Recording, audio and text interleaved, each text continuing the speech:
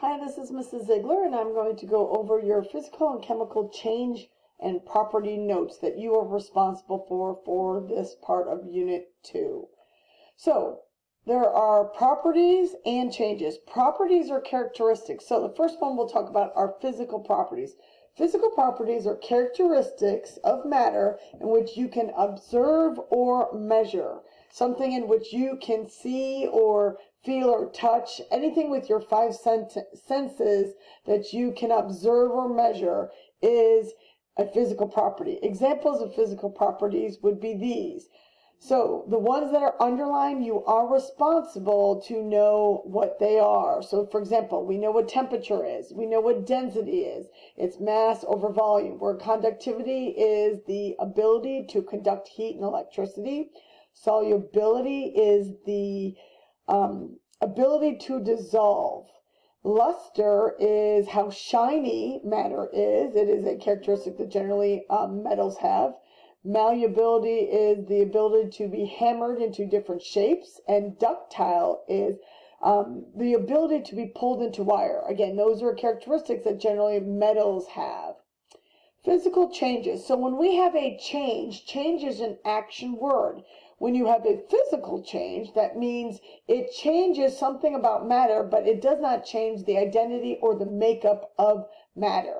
Examples would be breaking, pounding, cutting, dissolving, folding, shredding, crushing, blending, bending, phase changes. So we should know that there are three states of matter that you've already learned about, okay, solid, liquid, or gases. So these are the notes that you are responsible for. We will have a quiz on this following the physical and chemical change quiz. This is information that you are responsible for that you would use, but this phase changes when we go from a solid to a liquid to gas, or vice versa. That is a phase change, which is a physical change because it does not change the makeup of matter. Think about ice. Ice is a solid. When it melts into liquid water, it is still H2O. Same thing as when liquid water becomes steam or boils, is still H2O. Now, again, properties. Chemical properties. It's a characteristic of matter in which its ability to undergo a chemical change. An example would be flammability, where its ability to burn. So these are examples of chemical properties. Key words that will help you to know its chemical property is reacts with, or can form or precipitate. Precipitate is another word for making a solid. Again, these are characteristics of matter to undergo a chemical change. A chemical change is another as an action word, and it makes a new substance. Again, examples would be rusting, burning, tarnishing, formation of a precipitate, meaning formation of a solid. Because when matter changes into something new, you cannot actually see the atoms of the bonds between the atoms break apart and change and reform to make a new substance. So what we need in order to identify chemical change are what's called indicators of chemical changes. So formation of a gas, when you see bubbling or fizzing, okay, that, or a sudden new smell, that's a formation of a gas. Color change, like leaves changing color. When you mix two things that change, where it drastically changes color, that is an indicator of your chemical change.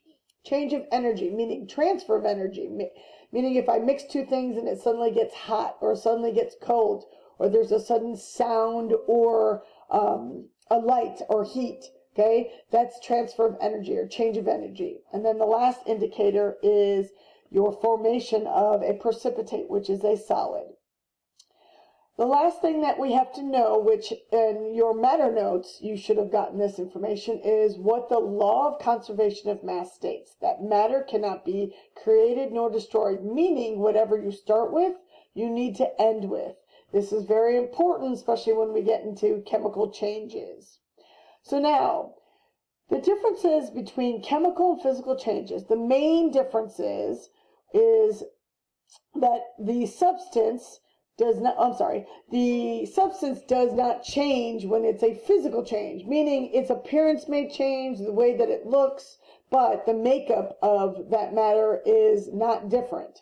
Okay, so examples would be any phase change and dissolving. Whereas a chemical change is I make a new substance. Bonds break and atoms reform to make a new substance. We need the indicators of our chemical changes to tell us that we've had a chemical change. So again, indicators. We've got formation of a gas, formation of a solid, which is called a precipitate, and then a color change, and then energy transfer. Those are the indicators to tell you that a chemical change has occurred. Please make sure you have these in your notes and that we're going to practice this so that you can identify the differences between the two types of changes and identify what physical and chemical properties are.